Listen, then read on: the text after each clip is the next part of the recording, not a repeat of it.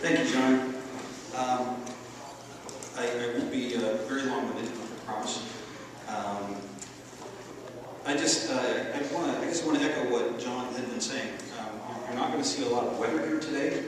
This is primarily about you. And I think what you have to expect is a pretty good message.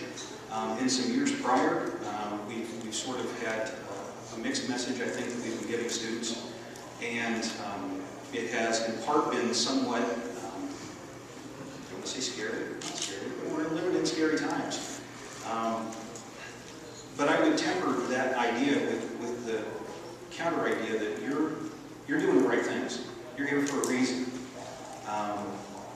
For however many of you were here, how many students did you leave behind at your campus? Now there may have been other reasons, funding, time, that they weren't able to make it, but some of them just didn't come. You have. Okay, so you already have an advantage. And in addition to some very engaging things that you're going to see here in a little bit from Wendy, ideas about how to present yourself, and not just in the meteorological setting, but in general.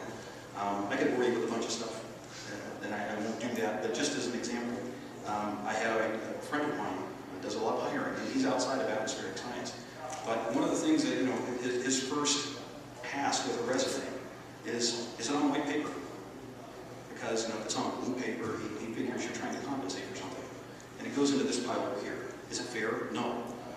But the average resume gets looked at for about 20 seconds. So that's another reason that they tell you to keep it to one page, that kind of thing. So a lot of good information is going to be circulated here today that hopefully you'll use to get a meteorological job. But you almost certainly will be able to use to get any job. So thank you for coming. You're doing yourself a service, but you're doing the NWA a service just by being here, and hopefully you're going to get something out of this. So it's a two-way street, and it's worthwhile for everybody. So thank you, and